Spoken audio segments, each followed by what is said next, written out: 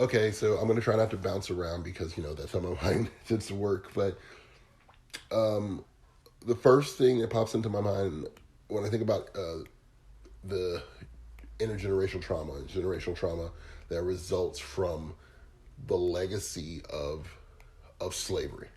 Let's just call it that because that's what it is. It starts with the loss of your heritage and your culture and your customs. So what's your ethnic background? Scottish and German, I believe. You see how you know that? The fact that you can call that out. I cannot call out to you that I'm part Zambian. I can't call out to you that I'm part Nigerian. I don't know. And before the advent of 23andMe or Ancestry.com, no one could really do that.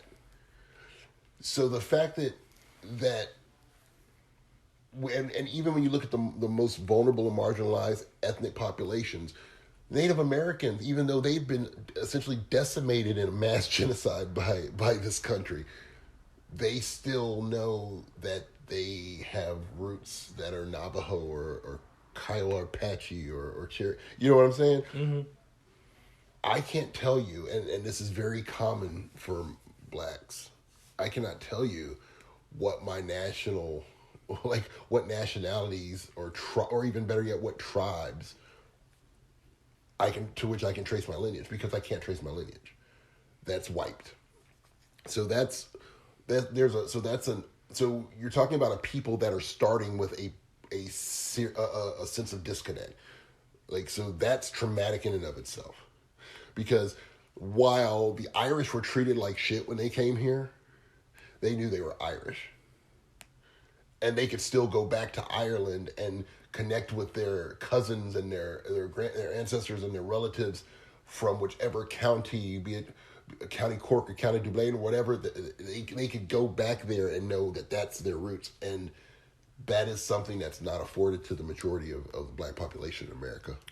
There's a commentator, I think he's a radio host, Tom Hartman. Okay. He talks about how Irish, when they came here, they were demonized and they kind of became absorbed into whiteness. Italians were demonized and they kind of became absorbed into whiteness. That's never really happened with black people. What's your thoughts on that? Well, I mean, because people aren't blind. so you can absorb. It has happened with every ethnic group. Southeast Asians, from the long gone, thank God, days of the area being called the Orient. But Southeast Asians, the lighter their skin, the more welcome they have been into American society, which has been white society and is still. And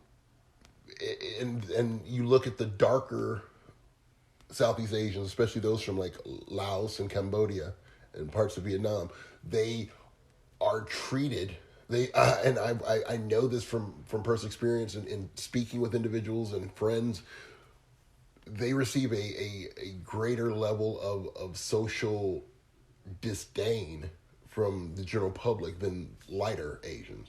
The same applies. I mean, look at the caste system that goes in India. Although they're getting further and further away from it, it is directly tied to the lightness of your skin, among other things. But that's a primary factor. You look at Latinx. You look at people from Spanish-speaking countries. The more one's skin identifies with the European Spanish roots, the lighter the hair, the lighter the skin, the lighter the eyes, the less likely they are to be treated with bias than someone who is browner of skin or dark of hair. But I mean, that falls into the grand view of what it means to be anti-black or what anti-blackness is. And people get so twisted up and confused and think that life is this binary modality and all concepts have to be either or. So it's like, oh, so if there's anti-blackness, then that must mean if you're pro-black, then that's anti-white. And it's like, no, that's not it at all. But black people representing those that by nature have the darkest skin tone are the ones who have received the greatest level of oppression in the United States.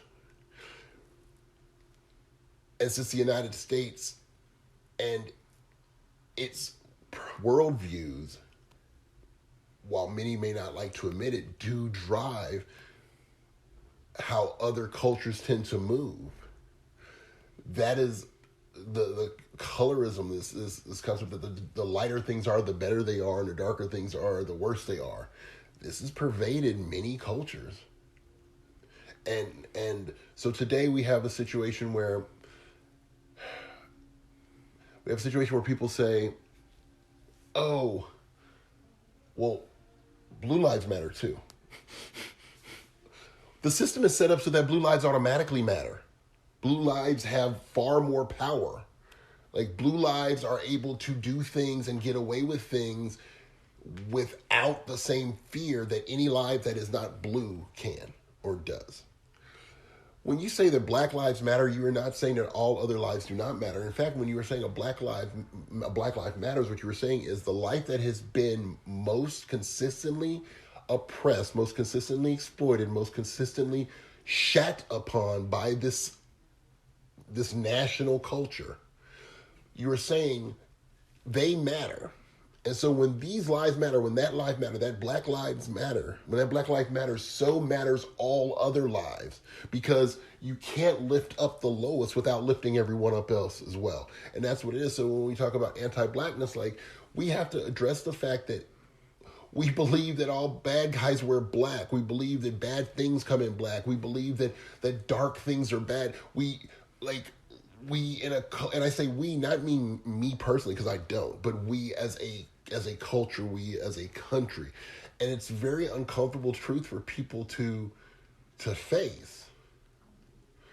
But this anti-black sentiment that has said for a couple of centuries at this point that the darkest of people have the least value as human beings, have the least to offer society, are the least intelligent, are the most likely to commit crimes.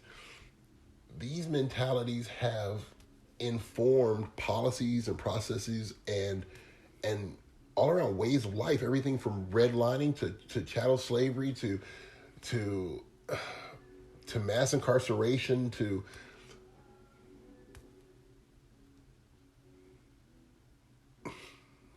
the fact that today you have jurisdictions saying that you have to have IDs to vote, but then they will close down driver's license offices in predominantly black districts. Like, all of those occurrences are manners through which behavior and policy have been informed by anti-black sentiment. I want to switch over to kind of mass incarceration for a minute. I saw a statistic the other day that there are more black people either in prison, jail, or on parole than there were at the height of slavery.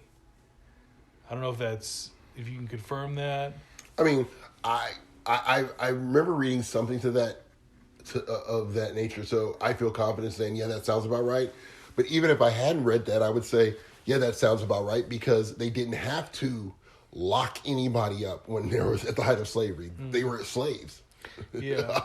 There's a lot that obviously goes into this, and I know there's disparities in who gets arrested. There's disparities in sentencing.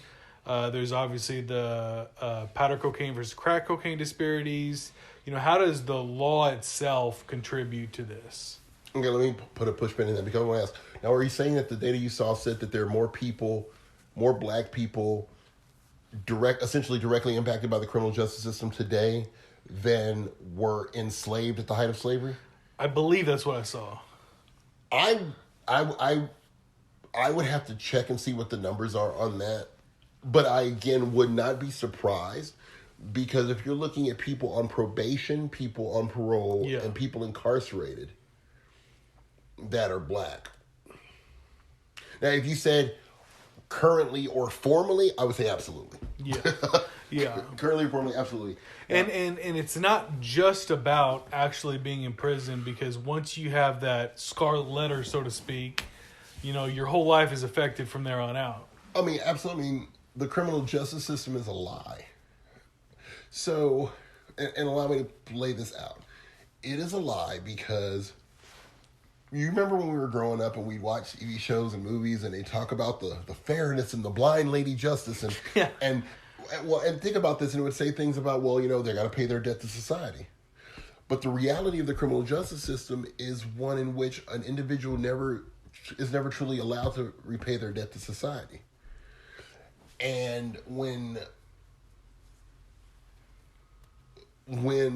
the state is called out for that inconsistency, they throw up some justification.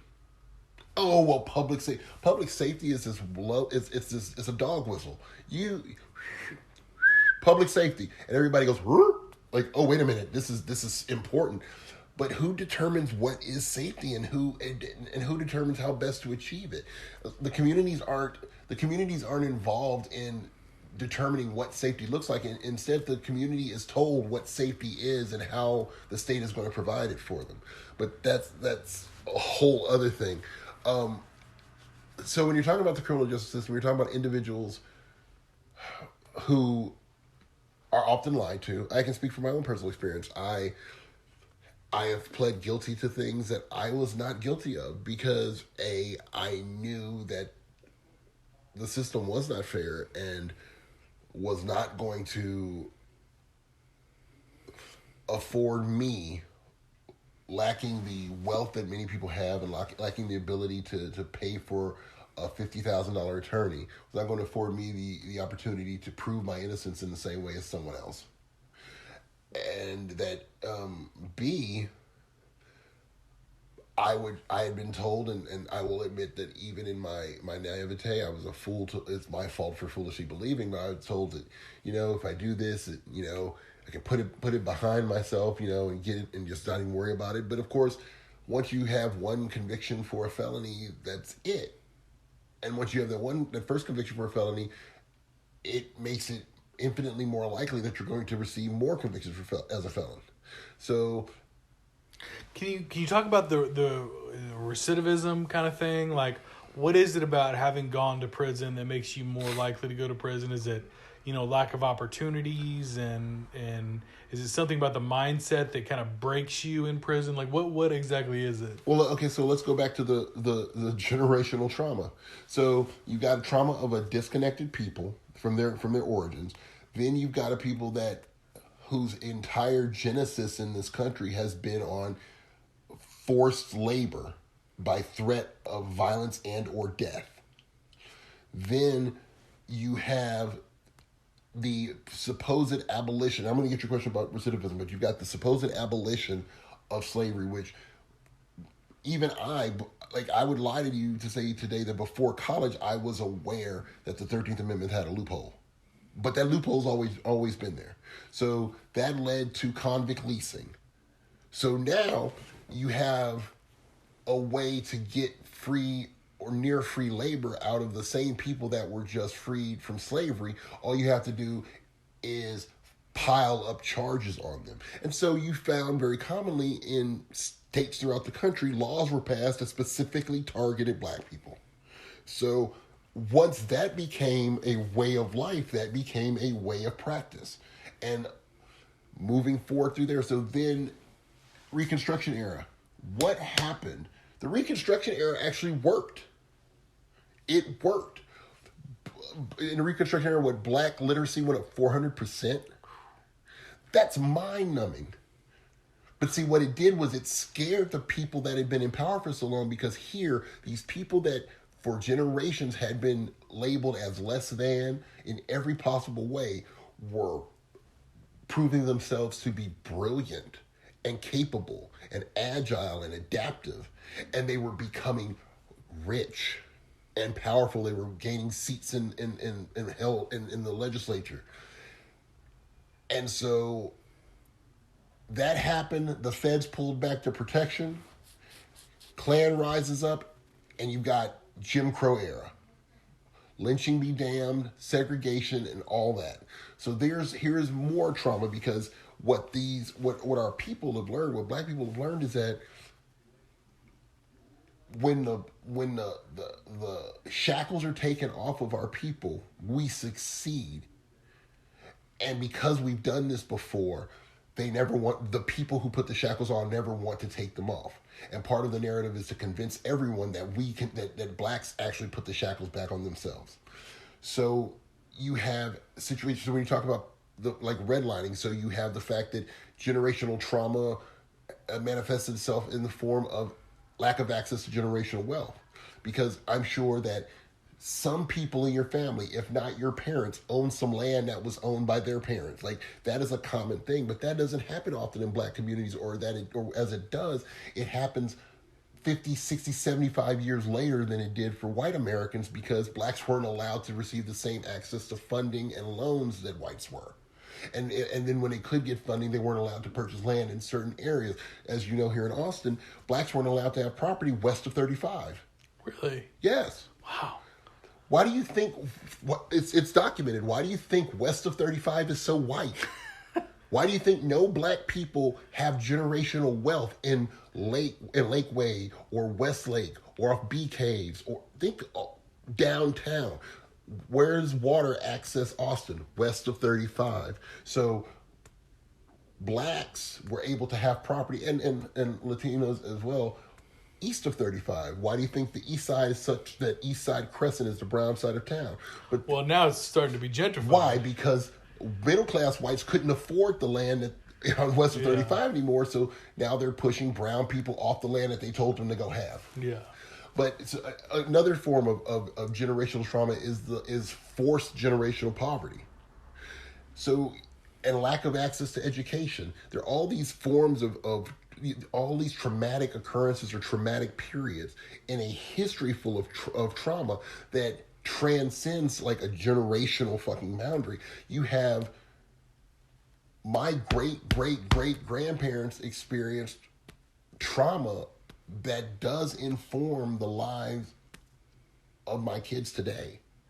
And so when you talk about recidivism, so let's talk about the drug war. You want to talk about recidivism. So recidivism, the recidivism is the result of diminished options. And people will often rally back with this cry of, well, if people just wanted to work hard, and I argue, I go, nonsense. I'll speak frankly, that's bullshit. The reason today you have such high levels of recidivism is because things like access to post-incarcerative employment or education are almost nothing. They're more so now than they were 20 years ago. But I can tell you, 20 years ago, I had already had my first felony conviction.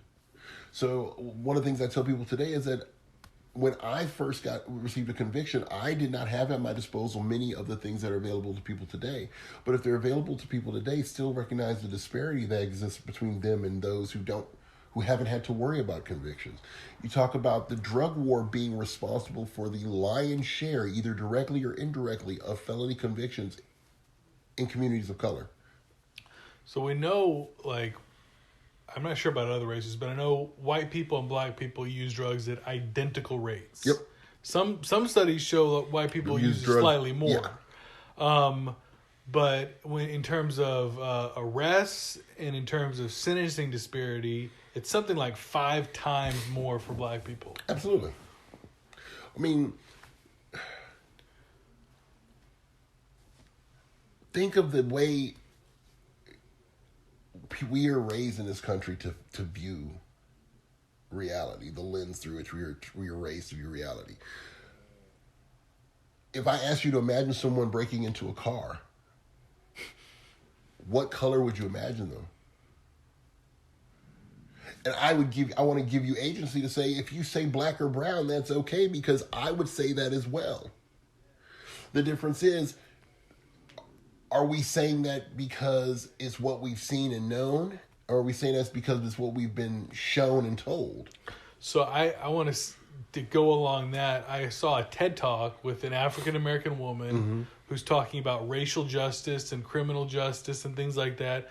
I'm watching the TED Talk going into it with that mindset that racism is a problem, systemic racism is a problem. She asked that question, and still in my mind, I was thinking of a black person. You know, like, no matter how, like, woke I try to be, that's something very difficult to separate myself from. You know, that term woke, I don't, and I don't have necessarily a problem with that term, but I applaud anyone who puts in the effort to maintain self-awareness of like, not just self-awareness, but awareness of themselves and of the world in which they live and how they interact with that world. But being aware of your biases doesn't prevent them from popping up in your mind, or being aware of your prejudices. You know, I remember explaining to someone that for me, very often I saw prejudices as imagining a specific person if you thought of a specific event. Like, if you say to me pedophile, I imagine a creepy old white guy. That's a prejudice. But if I treat every creepy white guy like they're a pedophile, that's, for me, shifting into the space of bigotry, because I'm allowing it to inform my behavior knowingly. Or even not knowingly, but it's informing my behavior. And then there's a slippery slope there, because even if I don't treat that old creepy white guy like a pedophile, in the back of my head, I'm still keeping my eye out for him because, you know. I mean, I'll let my son near him. Right, exactly. But can you hold on? I gotta pee really bad. No, not a problem. All right. Well, so to go back to, you brought up, like, the disparity in arrests for drugs related to. No, we're good. Related to race. So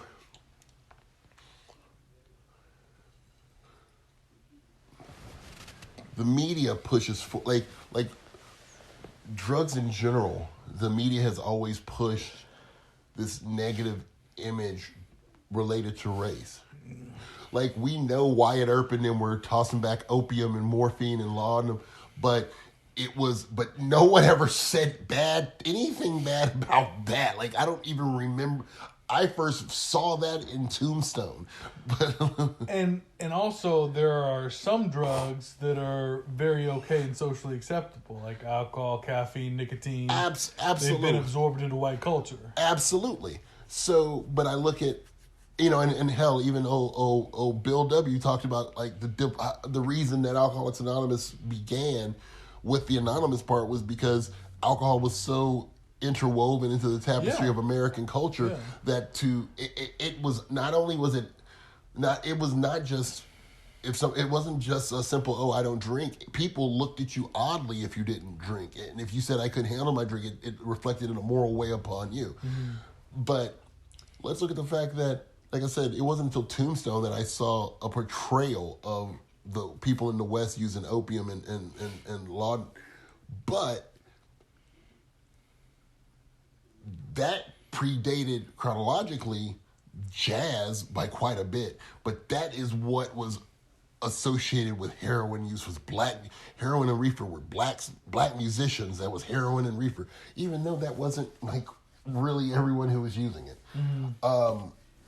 You know, you look at the drug war and the fact that, you know, John Ehrlichman, he was a motherfucker, but at least he got old and he realized nobody could do anything to him.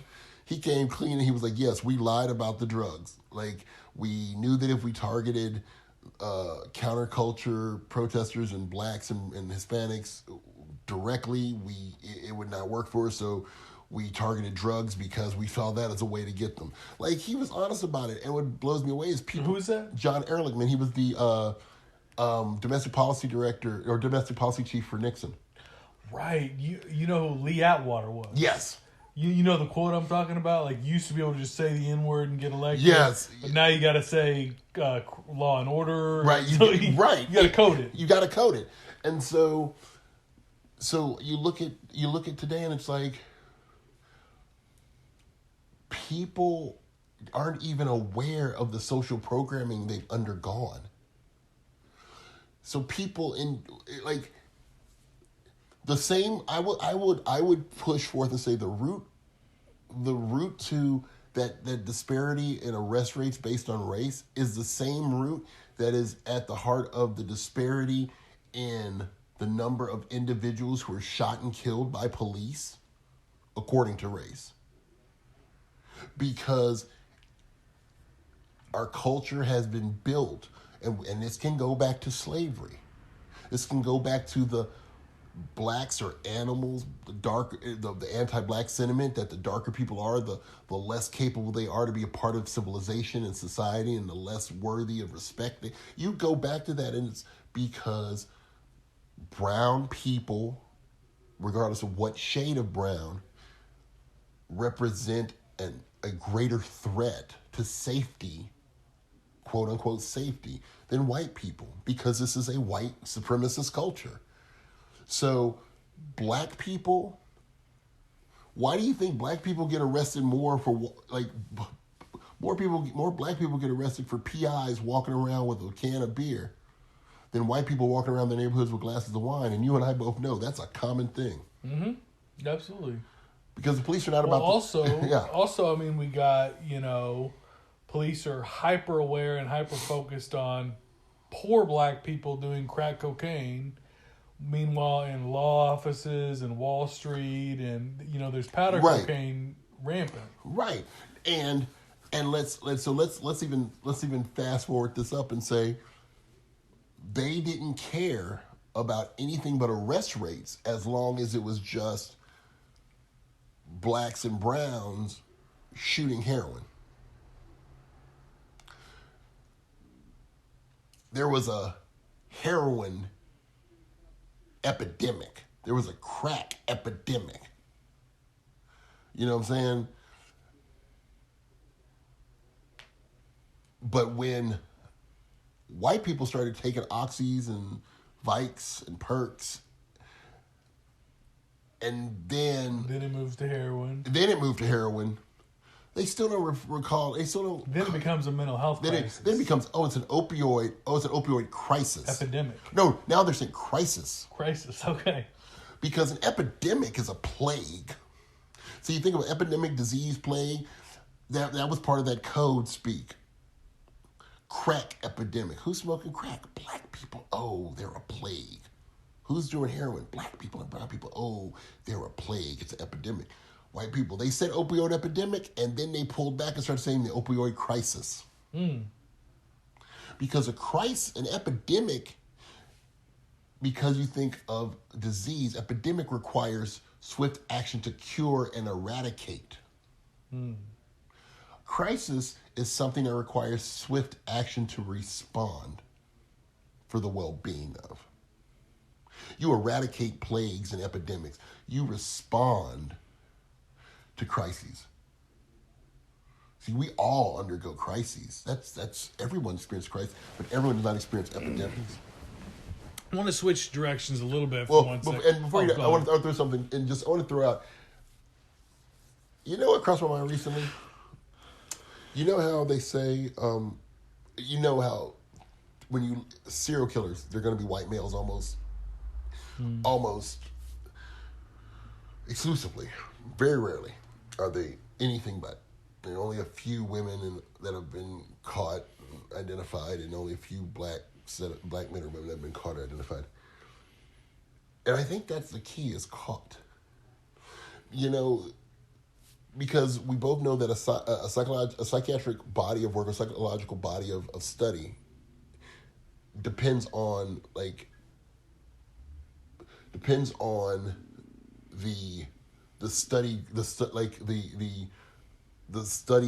selection that it has to study. So if serial killers are the ones that are caught are always men, right? Then those are the only ones they have to study. But I've been wondering, is that real? Right? I think the male aspect might be very real, but the white versus black, and I've been asking myself this. if law enforcement didn't, I mean, and this is statistically proven, look to black people for violent crimes more so than whites, would we see more black serial killers? Is the reason that we don't have more black serial White killers? people think you can get away with it? Yeah. I gotcha. Okay. Maybe so. Yeah, because like you think of like BTK, I'm like, a black person never could have got away with that. you know, like black person could have never gotten away with that. Somebody would be like, I saw that black person, but people don't pay attention to some white guy. You know, like hey, I'm gonna pick people up in my pickup in my trunk. Nobody notices that. So I just want to throw that out. Okay, switching directions a little bit. Go for it. What do you think is the role of racism in maintaining the current power structure? And by what I mean by that is you have powerful people, predominantly older white men, Mm-hmm. in positions of power, whether it's wealth or government power. It seems like they are able to, talk to poor white people and say, like, you better, keep it together and stay in line, or you're going to be like the black people who are even lower than you. Well, I think there's that, but I think there's also, and forgive me for not knowing the descriptive, the accurate description for the term for this concept, but I'd say it's, but I know it's rooted in like scarcity modeling, where it's like, oh, for somebody else to get something, you have to lose something. I think the people in power take it off the table that they would have to lose anything. So it's automatically like, oh, it's demagoguery. It's, if those people over there get that, then you're going to lose this. So you better make sure they don't get anything. I think there's this us versus them mindset that is pushed. And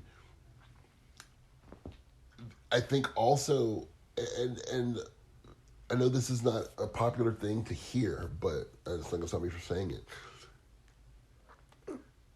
While I do believe that there is far greater opportunity for individual success in the United States than any other country in the world, I do believe that. I do not believe that means that the United States is a wellspring of individual opportunity. I just think that we have more of it than any other country, but I still think we do a crap job with it. And I say that to say that part of the wrapped in old glory, red, white, and blues, hyper patriotic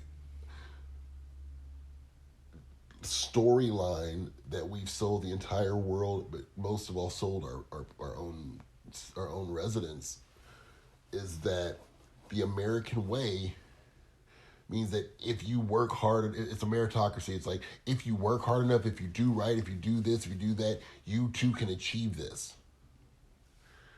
People mistake can for will. And I think that on some level, individuals feel like turning against the oligarchy is betraying their dreams and hopes. Like, I'm trying to become that. And so if I turn against that, what am I doing to my future? Not realizing that was never really going to be their future anyway. Gotcha. Switching directions again, can you tell me a little bit about like the work you're doing? What's the name of the organization? Grassroots leadership. Grassroots Leadership. Can you tell me about what's your role and what you do? So at Grassroots Leadership, I am a member of the criminal justice team, and we have a base building program in Grassroots Leadership for the criminal justice team. Well, we have one for the immigration team called ICE out of Austin, ICE Fuera de Austin, and then we have one for the criminal justice team called Texas Advocates for Justice, or TAJ, T-A-J. And I am the lead organizer for Texas Advocates for Justice Austin. What we are doing currently as an org is working on ways to eliminate the carceral state, we feel that cuffs and cages are used, and this may sound old and tired, but essentially, I mean, it's still the same thing. Cuffs and cages are used as the go-to default way to address all social ills, when in fact things like education, access to education, access to employment, access to full health care, access to nutrition, access to housing, those things do much more to create a safe and prosperous society than prisons ever have or will. Can you talk about, I've heard this, I don't know if you can confirm it, that the prison system in the United States is America's biggest provider of mental health care services? Yes, that's absolutely true. Okay. Prison and jail system. So like, and I say that because you have to include county jails. So, like, for example, I came from Houston, and I know Harris County Jail is the largest provider of mental health care services in Harris County. And that's not uncommon. I know the county jail system in the United States is the largest provider of mental health care services. If you treated all county jails as one unit that provided mental health care, they provide more mental health care than any other collection of organizations in the United States. And you throw the prisons in there, and it's a dunk. What I have to say about that? So first off, it's funny that we don't look at the fact, or we don't often enough look at the fact that trauma is being caused by these incarceral entities and systems. Prisons and jails create trauma. And some people hear this and think, oh, well, that's what they get for breaking the law. Well, first off, not everyone who's in jail has broken the law. Let's remember that the vast majority of individuals in the county jail are in the county jail pre-conviction. But that would require us to talk about the whole cash bond structure, which is a whole different topic. But just in short, which has actually been becoming more of a mainstream thing to talk about. Well, yeah, it is, and it's just, to me, it's basically this: as long as you have cash bail of any sort, what you were saying is money equals justice and freedom. Period. Because statistics are consistent that an individual has a better chance of an acquittal or dismissal or a diminished or reduced sentence if that individual is free on bond while dealing with their case and if they're in jail. Can you talk a little bit about being pressured to accept a plea deal even if you didn't do it? Because if you don't, you're going to have to stay in jail until your trial, and you could miss work and lose your job. Just kind of that line of thing. I mean, you just described it. So an individual gets arrested. If an individual gets arrested, doesn't have the money to bond out, and is sitting in jail, and like much of America doesn't have enough spare income to be able to bond out, and like much of America doesn't own any real property that they can put up for collateral for a cash bond, and that individual is sitting in jail. And if, like much of America, that individual's income is a deciding factor in the financial